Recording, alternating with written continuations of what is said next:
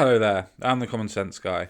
Today we're going to be doing something a little bit different for our channel. We're actually going to respond to a YouTube video.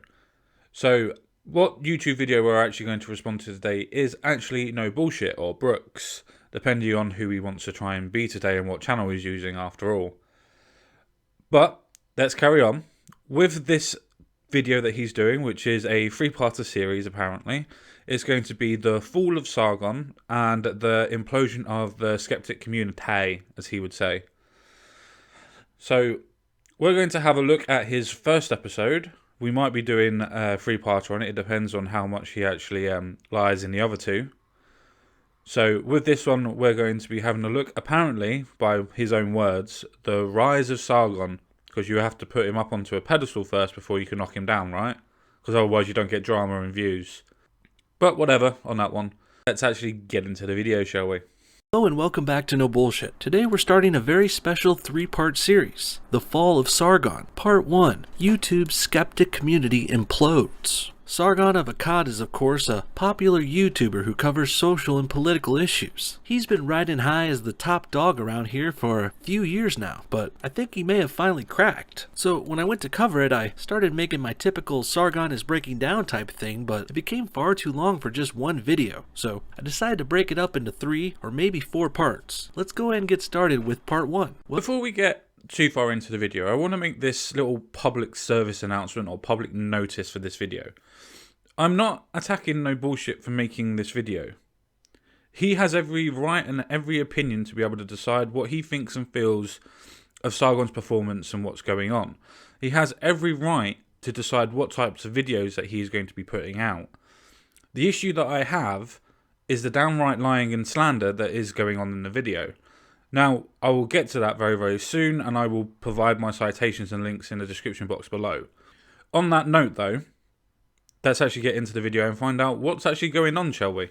Well, before we get into Sargon's inevitable fall from grace, we must set the stage a little bit here. Just a few weeks prior to that fateful day, there was a pretty big scandal unfolding within the YouTube skeptic community. Video creator and widely renowned skeptic Crout and T was exposed for running a shady Discord server, aka a nerdy online chat room, where these liberal leftist losers chatted it up with YouTube scientists. Lame, I know. Well, that server started out with supposed good intentions. Before we go any further, I'd like to say that I completely not agree with Nobullshit on this point, and it is the fact that everything that Crout did in this server, unfortunately for him, was information gathering to not be able to defeat the arguments that were put in front of him, but defeat the people by any means necessary. And as Yvette Falaka would say, bam. With all that said, even at face value, this server was a terrible idea, and to be fair, our protagonist Sargon of Akkad wasn't even all that involved in the actual chat rooms, if at all. Not from what I've seen, but he was in close contact with his good buddy and the server's leader, Crout and T. In fact, come to find out, Crout was planning to use Sargon as a tool in his autistic jihad against race realism, and to a lesser extent conservatives and the alt-right. Make no mistake, Crout was after conservatives and the alt-right, since it was creators like us that were the only ones who had balls enough to talk about race realism. See, at this moment in time, Nobullshit is trying to suggest, I'll use that word loosely, I would personally use the word reaching, but hey, suggest is good enough, that Sargon might have had something to do with the actual server. He's not heavily implying it, but he's suggesting that, I don't know, it could have happened. And to be the fact that Sargon wasn't anywhere near the servers, so the point is that you could never chat in the servers. So, first of all, that's a lie. He was never ever in the server. He was mentioned in the server, same as Thunderfoot was. And Thunderfoot was in the server. Does that mean Thunderfoot's a doxer as well, does it? Or have you not decided that you're going to mention that? Let me introduce you to the convoluted plan. Operation Mincemeat. Now, this is some wild shit. Their plan, if I were to sum it up, reading this just ridiculous fucking document, is to leak the idea that Thunderfoot or Sargon are going to make videos. That is the information. They're going to accidentally release this information. And then from there, essentially what they want to have happen is the alt-right reacts and gets angry for some reason. And because the alt-right gets angry, now Thunderfoot and Sargon actually end up making the video. Which reminds me, side note, do you guys remember my Doxed by the YKKK video from early November? Well, it turns out I was right about all of that. There was a secret group of leftists who were online collecting information and making coordinated videos against us. It was Crowd's server. They are the YouTube KKK. I knew something was up, but I never thought it would be this big. And I certainly never thought they would get found out. Not this quickly. You see, when I predicted this last year, I was thinking it was just a few lefties coming after me. But come to find out, a month later, all the people who made videos about me, 6 different YouTubers, well, they had all joined Kraut's server. Hell, Kraut was one of them. First of all, you weren't completely right. For a start, you actually had to apologize for that video. And you actually had to do an apology video for it. Because of the accusations that you claimed in that video are people actually doxing you, which nobody doxed you. And yes, there's evidence that certain people might actually have been in the server that made a video about you, but that person didn't really dox you considering all the information was actually out there. And people's minds have actually changed about if you were doxed. And the point is, you weren't doxed, you doxed yourself. You linked everything together. And I'm going to pass that over to Mr. Dapperton, one of your old friends, to be able to explain that to you, sir. He says that the KKK, Battening and friends, doxed him. Hell, when he lied about it, he even had me believing it. Here's a private DM of me talking to Nobullshit. I said, it's good to get your side of the story out. What they did at VidCon doxing you was messed up. But then shortly after, I talked to Battening and learned the truth. I learned how wrong and how much Nobullshit has been lying. So Battening shared Nobullshit's first name because it was already public information. I'll explain in a second. And this YouTuber named Failure shared a video of Nobullshit sleeping at VidCon. Now, when originally this happened, did Nobullshit call this doxing? No, he didn't. He actually laughed about it and liked it on social media. It only became doxing when it became convenient. Now, Nobullshit calls this doxing, even though it's not. Nobullshit already had his name and face publicly released on his secondary channel, The Brooks Show. See, it has his name right in it. And it has tons of videos showing his real face. Sharing that name and sharing his face, which was already public information, is not doxing. And it wasn't some small channel either. It had like 50,000 subscribers. It was huge. His real identity was definitely public information. Everybody knew it. So you can't dox him. You can't dox a person that's already doxed themselves.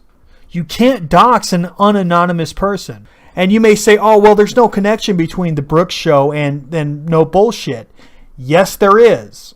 Here is Nobullshit linking the Brooks Show to Nobullshit. Here's the Brooks Show saying that he's creating a new commentary channel and it's launching this week. And he links to it. Nobullshit. Right there. He linked his real name to Nobullshit. Right there.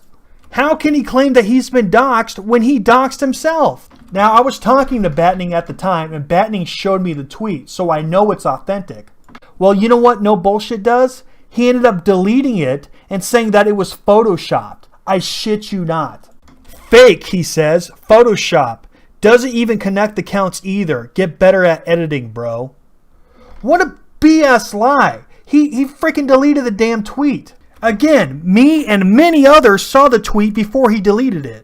But before I get sidetracked too much, let's get back to Sargon and how he became a pawn in Kraut's new attack plan. You see, convoluted arguments and overly sourced videos were only getting their server so far, and Kraut's peeps were obviously fighting an uphill battle, since not only were they going up against the stone-cold fact that race realism is true, but they also had a rather lackluster crew of characters, who could barely cobble together 50,000 subscribers between them, let alone a good story or a joke or anything entertaining enough to make a decent video. Meanwhile, Crown T himself was the most popular there, having over 100,000 subscribers, which is pretty significant. But if we're being honest, his videos aren't the best either. They're all boring, dull, extra dry-witted, and oh my god, Kraut's voice is so fucking annoying.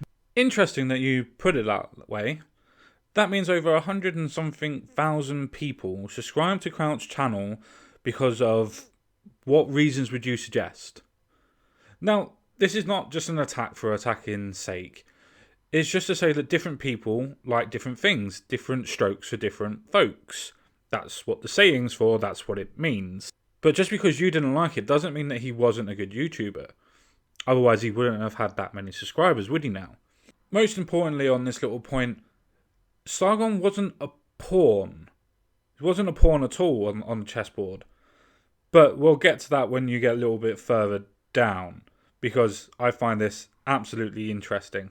One target held a special place in Kraut and T's heart, Coach Red Pill. Kraut and Coach were waging war at this time, in the tweets, the comments, and in the video arenas. They were debating not only race realism, but they were also devolving into personal attacks and insults, going at each other like a pack of wild dogs. I never actually saw Kraut and T actually even respond to any of Coach Red Pill's videos. And I've done a couple of videos. You can have a look on my video list for that, my video history. I've done a couple of videos on Coach Red Pill, but I never saw Kraut and T actually respond. I'm not saying he didn't. I just would like a citation for that, Mr. Brooks. It's easier to say that. And I know that Coach Red Pill went after Kraut and T, and I know he went after him quite viciously, which is his right and his prerogative to do. That's up to him. But I don't remember Kraut ever responding. Now, I know the term doxing is a pretty loaded one at this point. Everyone has a different definition, so I'm going to try and avoid using the term for the most part. But call it what you will, Kraut did have information he dug up about Coach, and he intended to use it maliciously by making him look bad or smearing him in videos. And how Kraut did that was this. He got a friend of a friend to post that private info on a website called Kiwi Farms, and then he sparked a controversy between Sargon and Coach Red Pill, which in turn led Sargon to use that Kiwi Farms article to make a video slamming Coach Red Pill himself. This little bait and switch move seemingly worked out for everyone. Kraut got his target attacked without any blame on him for both finding the info and posting it online, and on Sargon's side, he got to use that juicy information in his response video. He could slam Coach with his private, supposedly damning information without fear of blowback about doxing because he found it on Kiwi Farms. He didn't do nothing. Well, Interesting take on that, Nobullshit. From my understanding, as I follow both of these people, Coach Red Pill for different reasons and Sargon for other reasons, you notice that on Coach Red Pill's video list, from where you see the great big one where it says Kraut is over, which is fine, whatever, it goes Sargon knew. Meaning that he first attacks Sargon by trying to say that Sargon actually knew what was going on in the doxing world. So this is a screenshot of the actual video in question. The reason why I did the screenshot is to show you the actual date on when it actually happened, which was the 20th of December, to say that Sargon knew. Now, it's very interesting that he does that because, well, we'll see very shortly actually. Moving on to Sargon's video list.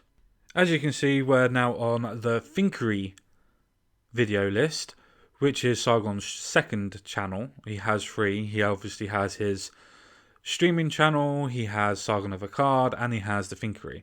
Now, this is his second major video channel, which is called the Finkery. As you can see down there, you have how to spot a confidence trickster. And that was roughly 3 weeks ago. So, going actually into the video itself, you can see that this was also published on the same day. But it actually has accusations and all of the citations and everything else like that that's put into place. But first of all, it does actually say the accusations that have been made by Coach Red Pill. So it alludes to the point that it's a response video. Now, we're going to move on to Coach's second video. See, as you can see on this picture now, it was published on the 21st of December, so the day after both of them have done videos. So obviously you had Sargon Knew, which I believe was published first. Then you had the response because it had the original video in Sargon's citations that he made accusations, as in Coach Red Pill's accusations, and he linked that video, which will all be linked in the description box below as well. So please go and have a look at that. So now we come to this actual video, the second video that has been done by Coach Red Pill on Sargon, which is titled weirdly Talking with Sargon, which basically goes over the fact of his Skype calls. Now, he doesn't really go into much detail on that point, but it's the bit underneath that is the eye catcher. Update: I had no idea Sargon had made a Finkery video about precisely this conversation last night. I saw it after I had uploaded this video. You can find that video here. which I find quite interesting. Now, I'll tell you the reason why. It's simply because I had no idea Sargon had made a Thinkery video about this conversation last night. Now, that in itself to me means that Coach Red Pill put the first video out.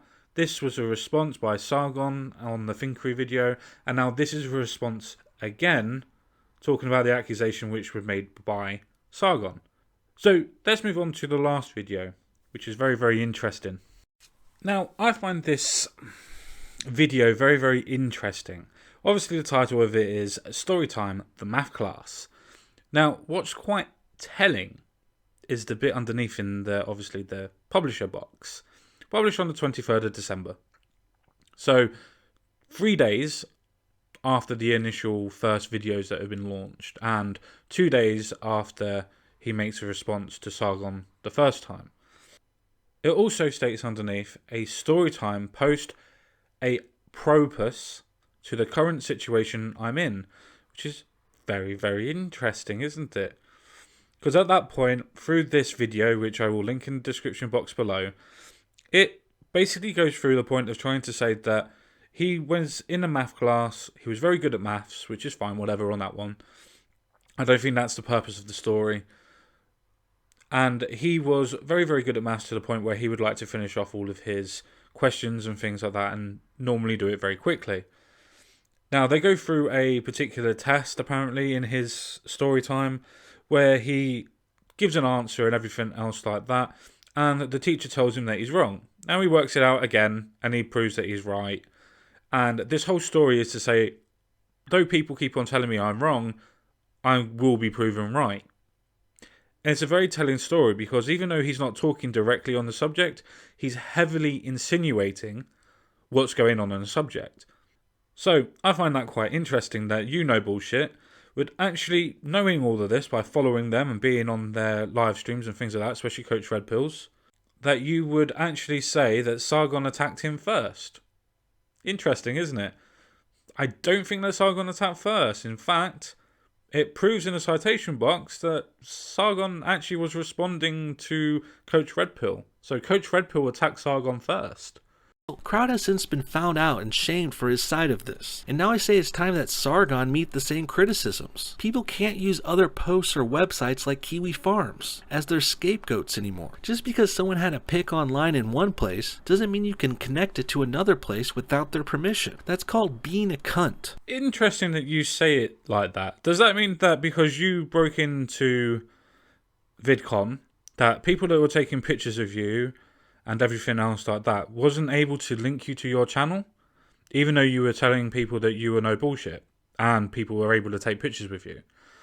And the fact that you dox yourselves, and that you dox yourself quite regularly, and you do it for $1 as well.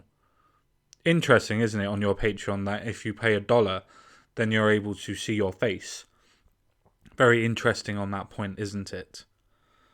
But yeah, I wouldn't say that if information has already been put into one place that it's a form of doxing. The people that put the information in there, yeah, that could be classified as doxing, could. But the information in itself, once it's there, and if you go on and find it, that's in the public space. If you've done interviews with the news station RT Russia Today, and you put your real name on there, and you're talking about politics and things like that, which you would do if you were Coach Red Pill, then how is that doxing? Does that mean RT doxed you? Does it? Interesting, isn't it?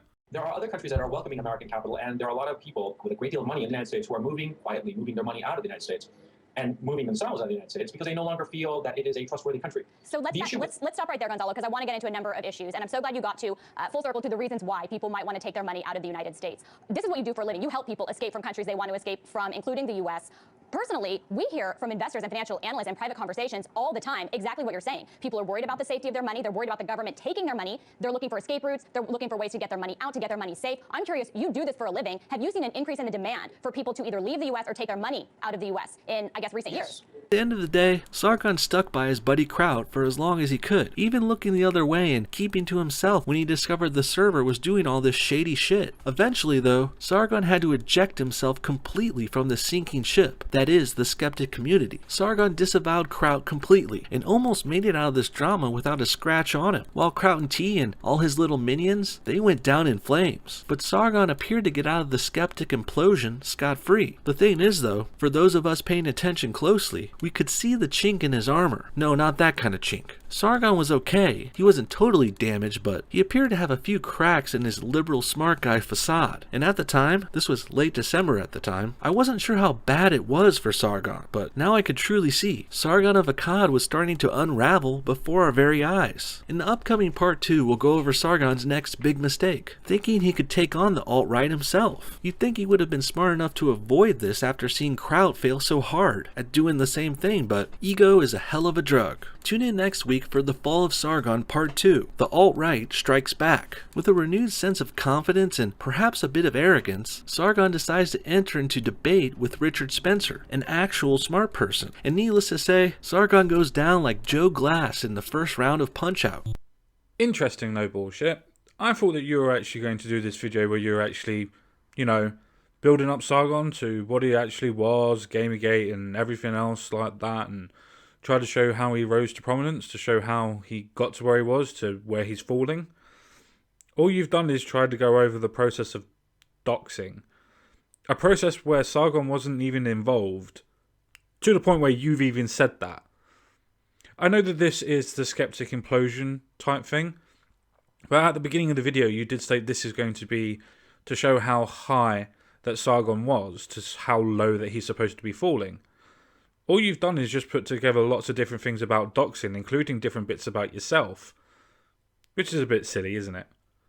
So, I look forward to your next video. I look forward to seeing what other little bits and pieces that you're going to actually do. So, without further ado, thank you very much for watching this video. Don't forget to like and subscribe to this video and to this channel. Thank you very, very much. And I'll see you all again real soon. Especially you, Nobullshit. Take care. See you all again real soon. Bye-bye for now.